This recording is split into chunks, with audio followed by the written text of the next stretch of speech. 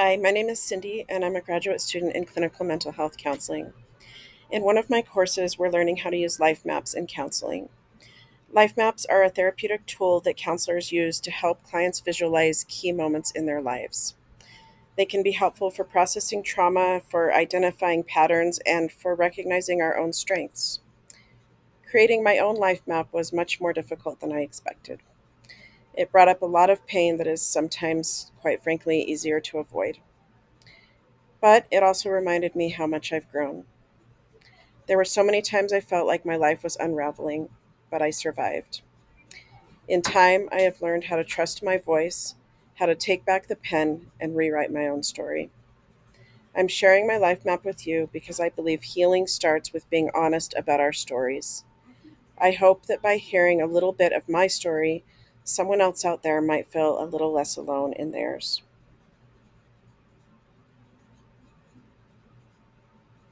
I don't remember exactly how old I was at the time, probably somewhere between the ages of 4 and 7, based on where we were living at the time.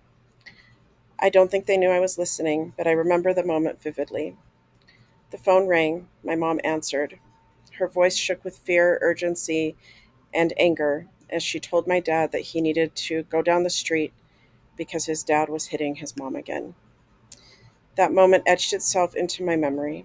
It was the first time I became aware of domestic violence and the devastating impact it can have on victims and their families. Looking back, my grandfather's physical abuse shaped my early and very limited understanding of what abuse looks like. I believed that it had to involve bruises or broken bones to be real. That narrow definition left me trapped in denial for years, unable to recognize the more insidious forms of abuse I would go on to endure for over 2 decades.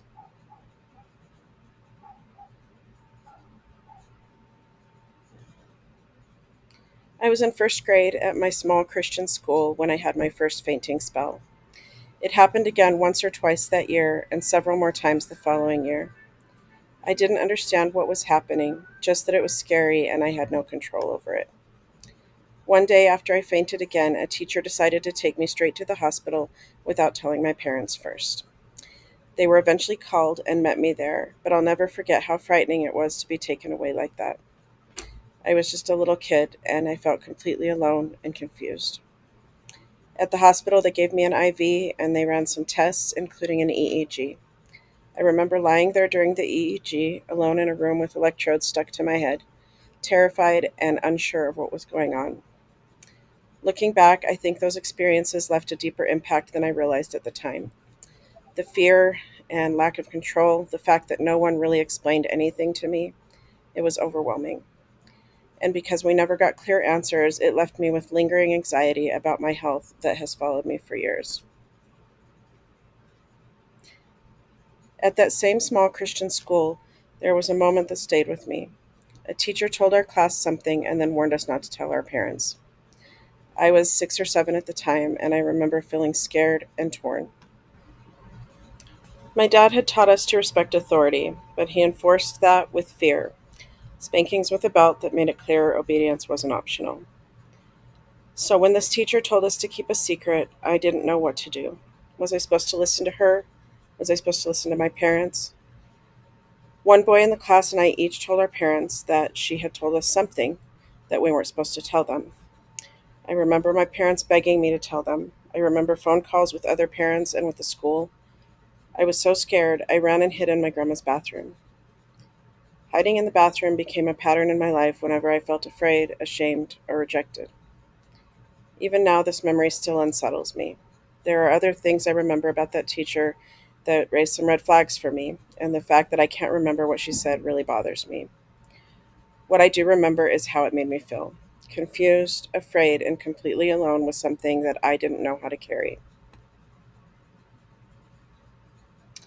From the time I was a little girl, I always felt like an outsider at school, but church was different. At church, I felt special, accepted, even seen. Faith was incredibly important to my grandma. She leaned on God to survive her abusive marriage, and I looked up to her so much. Her approval meant everything to me, and because I was a sensitive spiritual child, I earned that approval easily by being good, by believing, by trusting. But looking back, that deep desire to please and belong shaped me in ways I couldn't see at the time.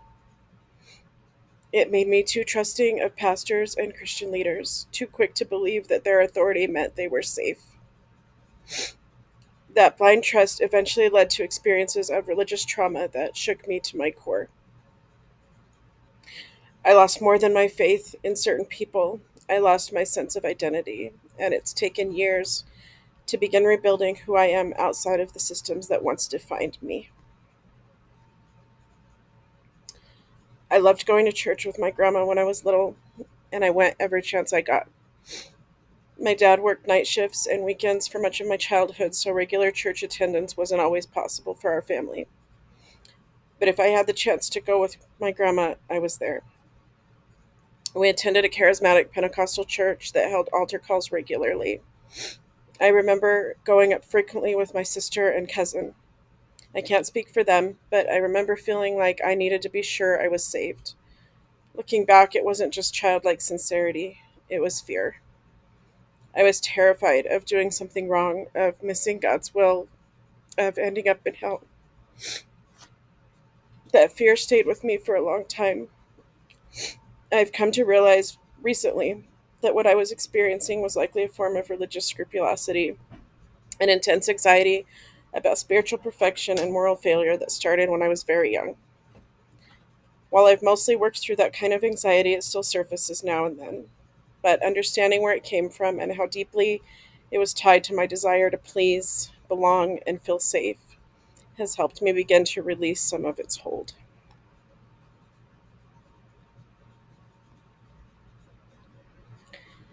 I was in seventh grade and excited that my family was finally going to start attending church together regularly. It felt like a new beginning, something we could all do together. But just a few days after my parents recommitted to church involvement, everything was shattered. Our small congregation was rocked by the disclosure of the pastor's so called affair and a subsequent cover up by church leaders. The pastor was fired, and people were angry, and the women were blamed. I remember hearing these conversations. No one held back, even with children in the room. My grandma and others blamed the pastor's wife for wearing pants and working outside of the home. They said she wasn't supportive enough, and that's why her husband fell. They called it an affair, and they blamed the other woman. As a young girl, those comments had a lasting impact on me. I internalized the message that if a wife is supportive, attractive, feminine, and submissive, her husband won't cheat. That shaped how I viewed marriage and how I viewed myself. Those early beliefs created a painful connection between my appearance and my worth. Now I understand that what happened was not an affair, it was adult clergy sexual abuse. And unfortunately, I've seen this pattern repeated in church after church, in ministry after ministry, often involving influential Christian leaders that I once looked up to. The prevalence of this kind of abuse in the world that defined my life for 4 decades has caused deep pain and disillusionment. It's one of the primary things that led me into my deconstruction journey. Like many others, we eventually left the church where I grew up and found connection in a small, close knit congregation. It was there that I finally felt a real sense of belonging outside of my extended family for the first time in my life. I made close friends and we had so much fun together. We went on outings, attended youth conferences, and church camps. It was a season where I felt supported, accepted, and genuinely loved. During middle school and high school, that little church became a safe place for me. I remember feeling happy and fulfilled. Even though none of those relationships have lasted, I still look back on that time with warmth and gratitude. It gave me something positive to hold on to. When I was 16, things shifted. Our pastors moved away, and my dad stepped into leadership, first as a co pastor and eventually as a senior pastor.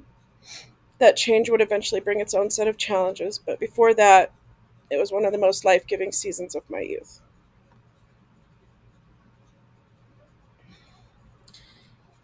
Getting married at 17 was one of the most impactful moments of my life. It shaped everything that came afterward. I had started dating my high school boyfriend largely because of my parents' influence. At the time, I couldn't really tell where their voices ended and mine began. I had deeply internalized the belief that marrying young was what good Christian girls were supposed to do. So just before I turned 18, I stood at the altar and made marriage vows with almost no life experience. I truly believed this was the life God had planned for me. But looking back, I can see that I was still just a girl making life altering decisions based on someone else's expectations. After the wedding, my world changed. I lost most of my friends. Some went off to college, others just drifted away. I often wondered if it felt strange for them to hang out with a married couple while they were still figuring out who they were. Either way, it was lonely, and it marked the beginning of a life that for a long time didn't really feel like mine. 3 months after my wedding, everything fell apart. A church coup attempt, by my dad's youngest brother, publicly humiliated and deeply traumatized our family. It wasn't just a church split, it was a fracture that tore through our extended family and left lasting scars. What unfolded was deeply personal. Family scapegoating took center stage, with my uncle leading the charge and others participating. Every detail of our lives was picked apart. No one was spared. By the end of the night, my sister, at 16, was curled up on the floor, sobbing and saying she wanted to die. I was completely shattered. My family and my faith had been the foundation of my identity. They were the reason I wanted a big family of my own someday, the thing that I always saw as safe and secure. And in one night, that foundation was ripped away. I cannot overstate how much this experience impacted me. It was one of the most painful, disorienting periods of my life. The people I trusted most had turned against us. My safe place was gone, replaced by betrayal, heartbreak, and a deep sense of loss that I still carry.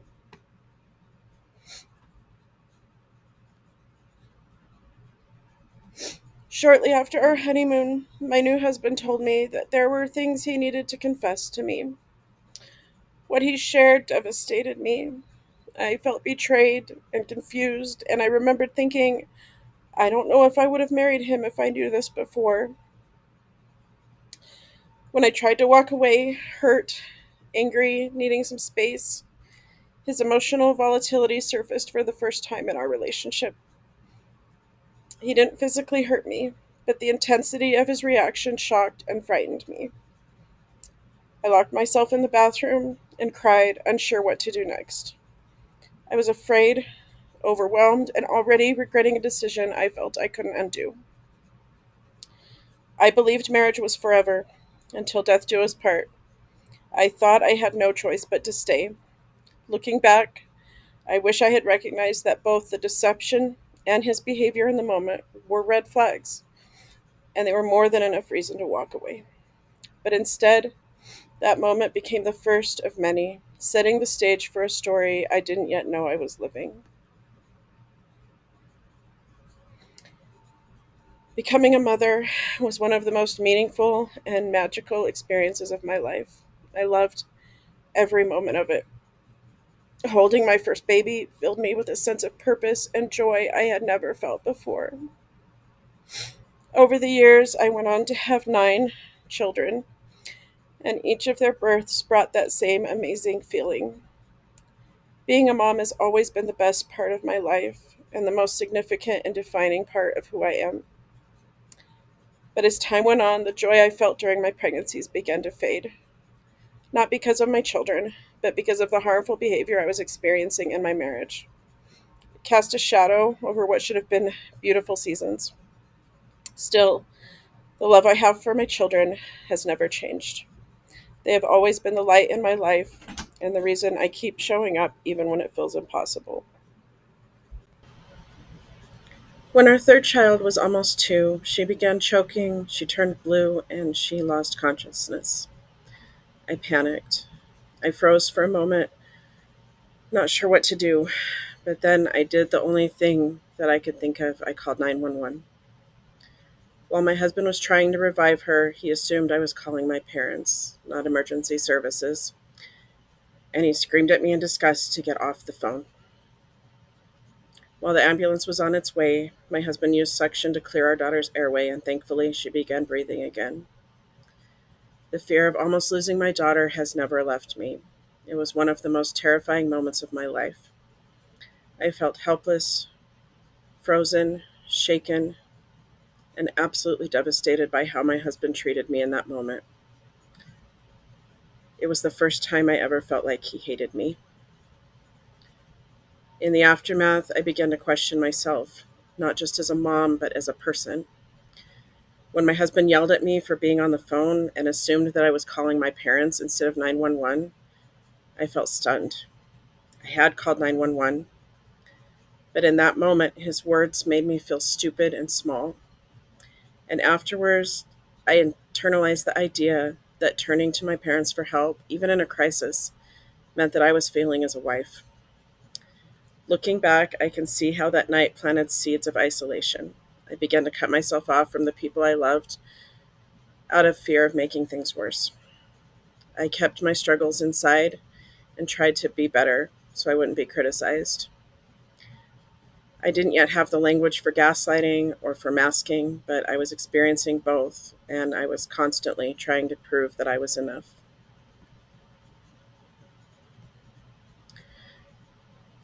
It was the moment I had feared for years. I had walked on eggshells for so long, always anxious that my husband's explosive anger might one day turn physical. When he assaulted my sister, that fear became a reality. In a fit of rage, he punched her in the face repeatedly until my brothers in law pulled him off and forced him to the ground. The violence was horrifying, but what followed was in some ways even more devastating. Because the argument had been about our oldest child, my family blamed me and even blamed my child. Instead of support, I was met with judgment. My husband and I had to resign from our volunteer roles in youth ministry, and our community abandoned us. No one checked in. Not a single person asked how the kids and I were being treated at home. I had a 4-month-old baby and 5 other children to care for, and it was all I could do just to make it through each day. Looking back, I can see that I was dealing with severe, undiagnosed PTSD. I was in a constant state of hypervigilance, unable to sleep, and emotionally numb. But in my family, mental illness was stigmatized to the point that I never even considered getting help. The night my husband tried to attack our autistic son is something I will never forget. He was in a violent rage, yelling threats and pushing past everyone who got in his way to try to get to our son. My 13 and 18-year-old children and I had to physically hold him back. If it had only been me, I don't think I could have stopped him. I truly believe my son would have been seriously injured or worse. That night forced me to face a truth I had been avoiding. I started researching the signs of abuse and finally saw that we were living in it. This wasn't just anger or dysfunction, it was abuse, and I finally had the clarity to name it.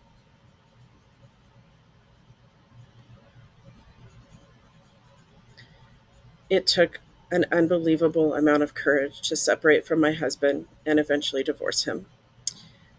I had been raised to believe that divorce was only allowed in cases of adultery, and even then, it was discouraged. Part of that teaching came from my grandmother's experience. She always talked about how God told her she could leave my grandpa, but warned her that if she did, he would probably wind up in hell. For a long time, I believed that way too. But eventually, I realized that wasn't God speaking. It was religious oppression that made women responsible for their husband's abuse. That belief kept me trapped in silence and fear for far too long. In the same year I separated from my husband and filed for divorce, I also experienced deep spiritual abuse in my church. It was incredibly harmful and plunged me into a depression darker than anything I had ever known. I lost my community, my family's support, and the spiritual foundation I had built my life on. In many ways, staying silent would have been so much easier. Speaking the truth literally cost me everything. But by standing up for myself and my children, I became the first woman in at least three generations of my family to break free from the idea that staying married no matter what was more righteous than protecting myself and my children. Being a single mom is not easy. My ex husband is still in my children's life, but not really as a co parent. It's hard to carry the weight of decisions alone, and I often wish I had someone to share that with. But the peace and freedom I now feel are irreplaceable. Though that season brought immense pain, I am very proud of how much I've grown. I've let go of so many toxic beliefs. I have found my own voice, and I have shaped a new life grounded in truth and safety for myself and my children. I'm incredibly proud of the journey I've taken since my divorce. Going back to school was one of the hardest and most courageous choices I've ever made. It required sacrifice, resilience, and a complete shift in focus. But the sense of purpose and accomplishment I've found has made every challenge worth it. At 40, after years of pouring myself into others, I chose to invest in me as well. I earned my bachelor's degree while navigating single motherhood, healing from trauma, and rebuilding my life from the ground up. Then, at 45, I started graduate school to pursue my dream of becoming a counselor, a path that feels like both a calling and a second chance in life. More than anything, I wanted my children to see that it is possible to walk away from what harms you and choose a better life for yourself. I hope they'll remember my journey as an example of courage, growth, and the power of rewriting your story, no matter how late the chapter begins.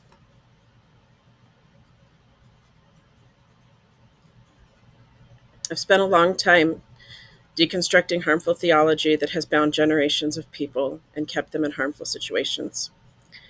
The process has been painful, but through it, I have rebuilt my faith on a better foundation, one of truth, love, and justice, instead of fear and control. I have a new identity that doesn't require me to constantly prove my worth to people who would have likely rejected Jesus. The way I live and the things I prioritize are different now. I'm raising my children with values I had to fight for, staying true to who they are, loving and accepting others without condition, and standing up when something is wrong. I love the quote, "Speak the truth even if your voice shakes." Over the past several years, a little bit at a time, I found the courage to do just that. And now my voice shakes a little less, mainly because I know who I am and I know who I'm not, regardless of what anyone else says. I'm becoming the woman I once needed, the one who sees people in their pain and dares to speak hope and truth in places where silence and shame once reigned. Looking back, I can see how everything I've been through has helped shape the person I've become. I am not the same person I once was. I am no longer trapped by other people's expectations or fear of failure. I no longer defend harmful viewpoints. I embrace healing and authenticity. Sharing this story has not been easy, but I know it's important. If you've ever felt like your life had to fall apart to come back together again, or if you've been rejected by people you love for choices that you knew were right and necessary, I hope you can hear echoes of your own strength and mine. Our stories matter. Thank you for taking the time to hear mine.